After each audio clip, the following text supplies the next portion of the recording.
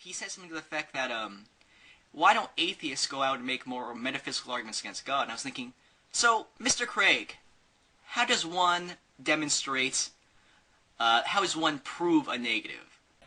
And I'm just thinking, how intelligent is this prick? I mean, he goes around talking like he's so intelligent, such a philosopher, and then he makes stupid claims. What does he expect from atheists? I really want to know, what does he expect us to make an argument for? How can you disprove a negative? It's impossible. I can't prove that God cannot exist. There seems to be a common misconception among atheists and theists alike that you can't prove a negative, so you can't disprove God, and anyone who tries is absurd or it's a ridiculous endeavor. And I was going to go through a very elaborate and create a very elaborate video to show that that position is erroneous, but instead I would simply read a comment from MidKiller2 that shows that position is not correct.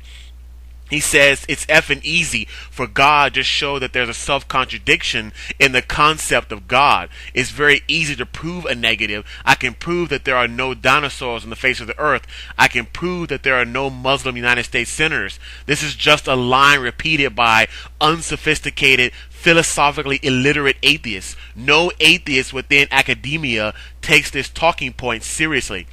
And lately I've had a lot of some very negative private messages and some from other atheists who have echoed this sentiment that you can't prove a negative. And while I would not, for instance, from AZ Superman and KingHeathen, and while I would not call AZ Superman or KingHeathen or Atheist Dude unsophisticated or philosophically illiterate atheists, I feel that Jake is absolutely correct here, that you can indeed prove a negative.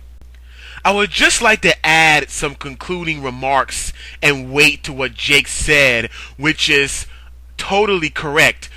When someone says that you can't prove a negative, that's actually a self-refuting statement, because you are implying and expressing a negation that they can't do something, and therefore it is a negative statement in and of itself.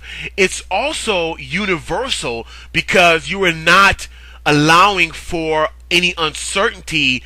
You are expressing an absolute statement, which therefore in and of itself is universal. So the very statement, you can't prove a negative, is itself a universal negative. So it refutes itself, because if you can't prove a negative, then the very statement that you can't prove one has to be self-refuting.